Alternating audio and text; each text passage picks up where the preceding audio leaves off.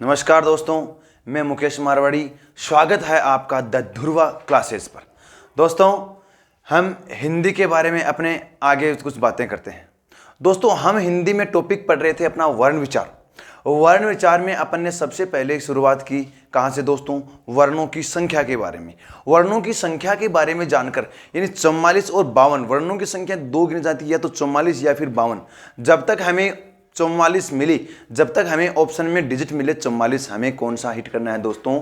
44 को हिट करना है। अगर बात करें अपन 44 न मिली तो अपन कहां पर जाएंगे? 52 की तरफ जाएंगे।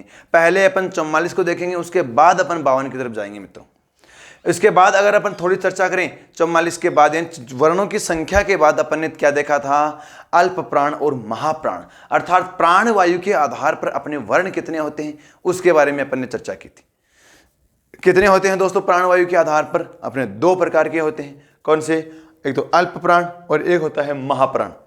ठीक है, अल्प प्राण वे होते हैं जिनमें प्राणवायु अर्थात उच्चारित वायु कम काम में ली जाए, और महाप्राण वो होते हैं जो अपने उच्चारित वायु का ज्यादा प्रयोग करें। अगला अपन ने देखा था सघोष और अघोष, अर्थात अपने स्वर तंत्रिका के आधार पर कंपन। कहां पर? स्वर तंत्रों में कंपन के आधार पर अपने वर्ण कितने प्रकार के, तो ये देखा था। तो एक तो होता है अघोष और एक होता है सघोष। इसके लिए अपने बड़ा ही छोटा सा कथन था, 1 2 श अघोष और बाकी के सारे सघोष। 1 2 श अघोष, तो 1 2 श ये तो होते हैं अपने, यानी प्रत्येक वर्ण वर्ग का पहला और दूसरा, ये तो अपने क्या है? अघोष हैं, और बाकी के अपने जो बच गए वो क्या है दोस्तों? सघोष वर्ण हो जाएंगे। कोई दिक्कत? इसके आगे अपन ने चर्चा की थी किसके आधार पर? अपने उच्चारण स्थान के आधार पर वर्ण। दोस्तों, पहला, इससे पहले वाला वीडियो केवल उच्चारण स्थान को ही वर्गीकृत कर रहा है।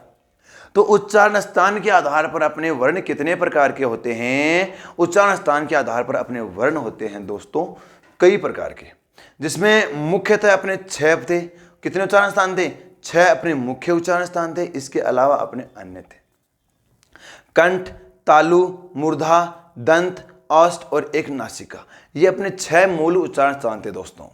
यहां तक अपन ने कल चर्चा की थी। अभी अपन देखेंगे किसके बारे में? स्वरों के बारे में। अपन बात करेंगे स्वरों का वर्गीकरण। अगर स्वरों के वर्गीकरण के बारे में बात करें तो दोस्तों सबसे पहले अपन देखेंगे अपने वर्णों का ये भेद। तो एक बार अपन इसको पुनः केवल वर्ण ही करते हैं, वर्णों का वर्गीकरण। तो देखो, वर्णों का वर्गीकरण में अपना प्रश्न सीधा यही बनता है कि वर्ण के कितने भेद होते हैं? वर्ण के कितने भेदे होते हैं? दोस्तों, अगर वर्ण के भेदों के बारे में अपन चर्चा करें तो वर्ण के कितने भेद होते हैं? 2 भेद होते हैं। कौन से कौन से? एक तो हो जाएगा अपना स्वर। कौन सा हो जाएगा? स्वर। और एक हो जाएगा अपना व्यंजन। स्वर और व्यंजन। एक तो अपना स्वर हो गया और दूसरा अपना हो जाएगा दोस्तों व्यंजन। स्वर और व्यंजन ये 2 अपने क्या हो गए? वर्ण के भेद हो गए। अगर संख्या के बारे में बात करें तो स्वर कितने होते हैं अपने? 11 होते हैं, और व्यंजन कितने होते हैं? 33 होते हैं। मित्रों, इनके सीधे अगर बात करें सीधे परिभाषा से, तो सीधी परिभाषा से भी कई बार प्रश्न पूछा जा चुका है। जैसे एक अपना प्रश्न यह आया हुआ है, वे स्वर या वे वर्ण जिनके उच्चारण में उच्चारित वायु में अवरोध उत्पन्न हो, रुकावट पैदा हो, वे अपने वर्ण कौन से कहलाते हैं? व्यंजन कहलाते हैं। तो आपको ध्यान इतना रखना है, जिन वर्णों के उच्चारण में अवरोध उत्पन्न होगा वे तो अपने क्या होते हैं? व्यंजन होते हैं। और जिनके उच्चारण में किसी प्रकार का अवरोध नहीं होता वे अपने क्या हो जाएंगे? स्वर हो जाएंगे। मित्रों, इनमें किसी प्रकार का अवरोध नहीं होगा और इनमें उच्चारण वायु में अवरोध उत्पन्न होगा। इसके अलावा परिभाषा में अपन ये बोल सकते हैं, जो स्वर हैं इनका उच्चारण करते समय किसी अन्य वर्ण की सहायता नहीं ली जाएगी। किसका? स्वर का उच्चारण करते समय किसी अन्य वर्ण की सहायता नहीं ली जाएगी। अर्थात जिस ध्वनि से अपने स्वर की शुरुआत होगी उसी ध्वनि पर अपने स्वर की समाप्ति भी होगी। जैसे मैं कहूं ए, तो शुरुआत में भी जब स्वर अपन शुरू कर रहे हैं तब भी अपन ए ही बोल रहे हैं, और जब अपन स्वर शांत कर रहे हैं, स्वर अपना चुप कर रहे हैं, तो उस समय भी अपन ए ध्वनि का ही उच्चारण करते हैं। ए, आ, ई, ऊ, ये अपने स्वर, जहां से स्वर की शुरुआत हो रही है वहीं से अपना स्वर शांत भी हो रहा है। ठीक है, तो ये हो जाएंगे दोस्तों अपने स्वर और ये हो जाएंगे व्यंजन। अपन बात करेंगे सबसे पहले स्वरों के बारे में। स्वर के कितने भेद होते हैं उनके बारे में अपन चर्चा करेंगे। तो दोस्तों स्वरों का वर्गीकरण के बारे में अपन चर्चा करें तो पहले स्वर के बारे में देखते हैं, स्वर होते कितने हैं।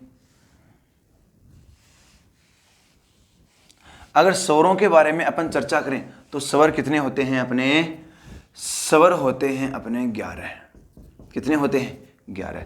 अच्छा, इसमें री के बारे में एक बार प्रश्न आया था कि री का स्थान कौन सा होता है। प्रश्न अपना यह था कि हिंदी वर्णमाला में री का स्थान कौन सा है। री का स्थान है कौन सा होता है दोस्तों री का स्थान? तो वहां पर अपने ऑप्शन में देखो इस प्रकार से थे, ए व ओ के मध्य,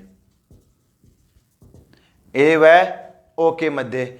एक अपना ऑप्शन था ई व ए के मध्य। एक अपना ऑप्शन था औ के बाद। ऑप्शन क्या था? औ के बाद। और एक अपना ऑप्शन हो जाएगा ऊ से पहले। तो दोस्तों यहां पर कौन सा ऑप्शन सही होगा? यहां पर अपना ये हो जाएगा ऊ व ए के मध्य। जो अपना री स्वर है इसका स्थान कौन सा होता है? ऊ व ए के मध्य दोस्तों अपने री का स्थान होता है। ठीक है, कोई दिक्कत? किसी भी प्रकार की अगर अपने प्रश्न आपके जहन में उत्पन्न हो रहा है, आपके जहन में खलबली मचा रहा है, तो दोस्तों बिना किसी झिझक के आप आराम से कमेंट करके पूछिए, बिना किसी डर के। क्योंकि दोस्तों ये आपका चैनल है, आपका प्लेटफॉर्म है, ये आपके लिए तैयार किया हुआ है। ठीक है दोस्तों, हमारी टेक्निकल टीम निरंतर आपके प्रश्नों का उत्तर देने का प्रयास करती रहेगी। ठीक है, चलो अपन चलते हैं थोड़ी सी आगे। तो स्वरों का अगर वर्गीकरण देखें तो सबसे पहले देखते हैं दोस्तों अपन किसके आधार पर? मात्रा के आधार पर, मात्रा काल के आधार पर। दोस्तों मात्रा काल के आधार पर जो मात्रा काल के आधार पर जो होते हैं इसी को अपन बोल सकते हैं उत्पत्ति के आधार पर। किसके आधार पर? उत्पत्ति के आधार पर। अगर बात करें उत्पत्ति के आधार पर या मात्रा काल के आधार पर तो थोड़ा सा अंतर है दोस्तों, ज्यादा कुछ नहीं है।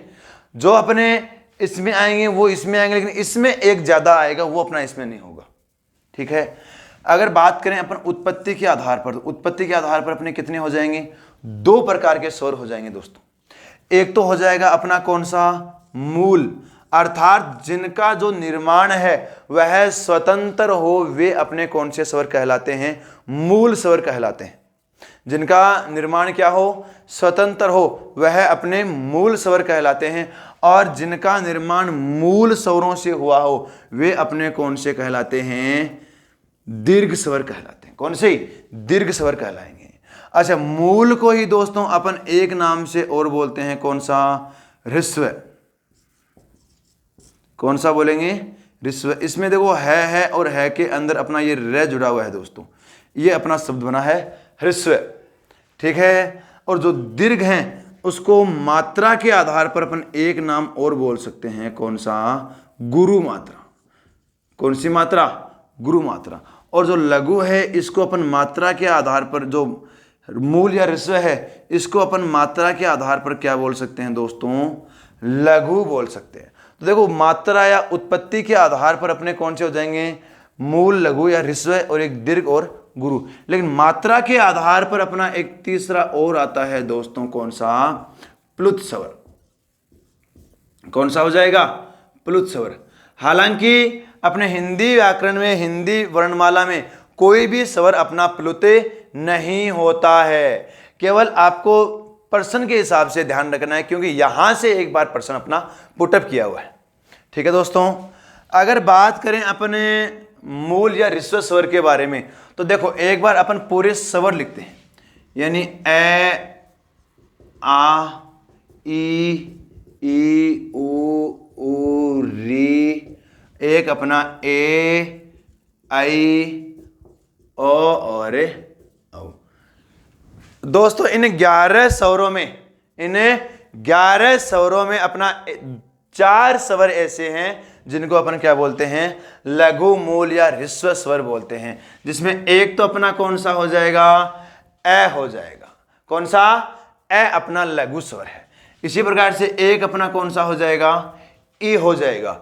एक अपना कौन सा है, ऊ, और एक कौन सा है, री है। दोस्तों ये 4 आपके क्या हो जाएंगे, लघु, मूल या ह्रस्व स्वर हो जाएंगे। तो अपने कौन से हो गए, ए, ई, ऊ और एक री, ये 4 अपने लघु स्वर हो गए।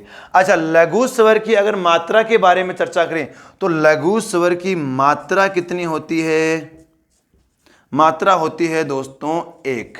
कितनी मात्रा होती है, 1 मात्रा होती है लघु, अपने लघु या मूल या ह्रस्व स्वर की। अच्छा, बात करें गुरु स्वर के बारे में तो जो अपने बाकी के स्वर बच गए वो क्या रह गए, अपने गुरु रह गए। तो कौन से रह गए, आ, ई, ऊ, ए, आई, ओ और औ। ये अपने 7 हो गए दोस्तों, अपने कौन से, गुरु स्वर या दीर्घ स्वर। अच्छा, अगर गुरु स्वर की अपन मात्रा के बारे में चर्चा करें तो मात्रा इसकी कितनी गिनी जाती है, 2 गिनी जाती है।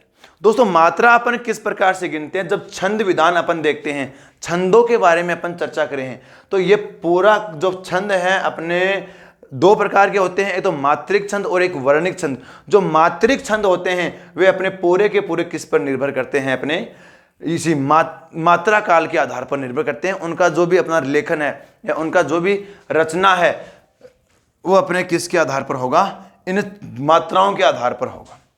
दोस्तों अगर बात करें अपन प्लुत स्वर के बारे में तो मैंने आपको बताया हिंदी वर्णमाला में कोई भी स्वर क्या नहीं होता, प्लुत स्वर नहीं होता। परंतु अगर किसी स्वर के आगे अपन इस प्रकार से 3 लगा दें तो वह स्वर अपना क्या कहलाएगा, प्लुत स्वर कहलाएगा। जैसे अपना एक हो गया ए, एक हो गया अपना ई, एक हो गया अपना उ, ये अपने क्या हो जाएंगे, प्लुत स्वर हो जाएंगे। इसी प्रकार से एक हो गया अपना री, एक कुछ विद्वान इस श्री को भी अपने प्लुत में मानते हैं। अच्छा, कुछ अपने ये जो ई यानी उ आता है इसको भी क्या मानते हैं, ओम, इसको भी क्या मानते हैं, प्लुत ध्वनि मानते हैं मित्रों। ठीक है, कोई दिक्कत इसमें, लेकिन स्वतंत्र रूप से अपने हिंदी वर्णमाला में कोई भी स्वर प्लुत नहीं होता है। अगर प्लुत स्वर की मात्रा के बारे में अपन चर्चा करें तो मात्रा इसकी कितनी गिनी जाएगी, 3 गिनी जाएगी। दोस्तों देखो, अगर इस मात्रा के बारे में चर्चा करें तो इसकी मात्रा लिखेंगे अपन ये, इसकी मात्रा के बारे में अपन बात करें तो इसके लिए सिंबल लगाएंगे अपना ये, ठीक है, और इसके लिए अपन सिंबल लगाएंगे अपना ये वाला। जब मात्रा गिनेंगे, कोई भी मात्रा प्लुत नहीं होती है। एक बार फिर बता रहा हूं मैं, छंदों में कभी भी प्लुत मात्रा नहीं आती है। छंद में या तो मात्रा 1 होती है या फिर 2 होती है, इसके अलावा कोई भी मात्रा अपने छंदों में नहीं गिनी जाती। तो ये हो गए दोस्तों अपने उत्पत्ति या मात्रा काल के आधार पर स्वर। आप इसका आराम से स्क्रीनशॉट लें, अपन उसके बाद बात करते हैं आगे। ये अपने हैं उत्पत्ति के आधार पर अपने स्वरों का वर्गीकरण। दोस्तों अगला अपन देखते हैं जिह्वा की क्रिया के आधार पर। किसके आधार पर, जिह्वा की क्रिया के आधार पर अपने स्वर कौन से होते हैं। दोस्तों अगर अपन बात करें जिह्वा के भाग के बारे में तो जिह्वा के अपने कितने भाग होते हैं, 3 भाग होते हैं। दोस्तों कितने भाग होते हैं जिह्वा के, 3 भाग होते हैं, जिसमें एक तो आता है अपना अग्र भाग, एक आता है अपना मध्य भाग और एक आता है अपना पश्च भाग। तो उसी आधार पर अपन अपने स्वरों का वर्गीकरण भी करेंगे। तो अगला है अपना जिह्वा की क्रिया के आधार पर, जिह्वा की क्रिया के आधार पर। दोस्तों जिह्वा की क्रिया के आधार पर अगर अपन वर्णों के बारे में वार्तालाप करें तो कितने प्रकार के होते हैं, 3 प्रकार के होते हैं दोस्तों। कितने प्रकार के? 3। जो अपने जीवा के भाग होते हैं 3, उसी आधार पर अपन 3 प्रकार से बांटते हैं। रटने की आवश्यकता नहीं है, केवल आपको समझना है। शुरुआत कहां से करते हैं अपन? ए की से शुरुआत करते हैं। पहला स्वर अपना कौन सा है दोस्तों? ए अपना पहला स्वर है। और उसके बाद आपको क्या करना है? डांस के स्टेप करने हैं, ठुमके लगाने हैं दोस्तों आपको। हाँ, शादी में आप जो सारे के सारे बखूबी लगाते हो। तो दोस्तों जब ठुमका लगाते हैं, डांस करते हैं, तो सबसे पहले अपने कमर पीछे की तरफ जाएगी, है ना। अच्छा, उसके बाद अपने निरंतर जारा, बिल्कुल निरंतर चालू हो जाएगा काम। ठीक है, अगर ये आपको स्टेप याद है, अगर आपको आपके डांस के स्टेप याद हैं, तो किसी प्रकार की आपको दिक्कतें नहीं होगी। शुरुआत अपने कहाँ से करनी है? ऐसे करनी है। उसके बाद अगला कौन सा आ जाएगा? आ। अगला कौन सा आ जाएगा? ई। अगला कौन सा है? ऊ। अगला कौन सा है? री, ए और आई, यानी री, ए और आई, ये हो जाएगा अपना। इससे अगला कौन सा हो जाएगा दोस्तों? अगला है अपना अ और औ। ये अपने हो गए दोस्तों किसके आधार पर? किसके आधार पर होते हैं? जीवा की क्रिया के आधार पर होते हैं दोस्तों। ठीक है, तो देखो अगर बात करें अपन इनके बारे में, किसके बारे में? ई, री और ए, आई के बारे में। ये तो अपने कौन से स्वर हो गए? अग्र स्वर हो गए। कौन से? अग्र स्वर हो गए दोस्तों। और जो अपना मध्य में बैठा है, जो बीच में बैठा है, ये अपना क्या कहलाएगा? मध्य स्वर कहलाएगा। कौन सा स्वर? मध्य स्वर कहलाएगा। और एक अपने ये जो पीछे बैठे हैं, ये अपने क्या कहलाएंगे? पश्च स्वर कहलाएंगे दोस्तों। कौन से कहलाएंगे? पश्च स्वर कहलाएंगे। रटना अपने को नहीं है, केवल समझना है। क्योंकि मैं आपको यहां पर रटन तो तोता बनाने के लिए नहीं आया हूं, मैं आपको चीजें सिखाने के लिए आया हूं दोस्तों। हिंदी को जीने के लिए आया हूं मैं, हिंदी पढ़ाने के लिए नहीं, हिंदी जीने के लिए आया हूं। अगर आप भी चाहते हो हिंदी को जीना, तो जुड़ जाइए द ध्रुवा क्लासेज के साथ। तो इसका आप स्क्रीनशॉट लें। अपन इसके बाद एक यहां से प्रश्न पूछा गया है, उसके बारे में अपन चर्चा करते हैं दोस्तों। एक सीधा आपका यहां से प्रश्न पूछा गया है कि निम्न में से मध्य स्वर कौन सा है? प्रश्न अपना यही था, मध्य स्वर है। मध्य स्वर है, तो मध्य स्वर है, वहां पर अपना एक ऑप्शन में तो कौन सा था? री था दोस्तों। कौन सा था? री। एक अपना ऑप्शन में कौन सा था? ए। एक अपना ऑप्शन में कौन सा था? ऊ। और एक अपना है ए। दोस्तों इस समय अपना दिमाग देखो किस प्रकार से कार्य करता है। अपन देखते हैं मध्य स्वर, अर्थात स्वरों को अपन गिनते हैं, उसमें से अपन मध्य ढूंढते हैं। लेकिन दोस्तों यह प्रश्न इस प्रकार से न आकर अपने जीवा की क्रिया के आधार पर मध्य स्वर कौन सा है, यह अपना वहां से प्रश्न पूछा गया था। तो अपने जीवा के आधार पर कौन सा है मध्य स्वर? ए हो जाएगा प्यारे बच्चों। ठीक है, आज की क्लास में बस इतना ही दोस्तों। आज का यह हमारा वीडियो आपको कैसा लगा हमें जरूर बताइएगा। तब और इस अपने इस चैनल को ज़्यादा से ज़्यादा सब्सक्राइब कीजिए, अपने दोस्तों के साथ शेयर कीजिए। दोस्तों ये अपना परिवार है द ध्रुवा। ध्रुवा एक वो तारा जो अटल है, अपने इस उत्तर दिशा का प्रतीक, उत्तर दिशा के बारे में हमको बताता है, जो अडिग रहता है अपने विश्वास पर हमेशा। उसी प्रकार से हम भी आपके विश्वास पर हमेशा अडिग रहेंगे और निरंतर आपकी उन्नति के लिए हम कर्तव्यबद्ध रहेंगे, कर्तव्य पथ पर आपको निरंतर आगे बढ़ाते रहेंगे।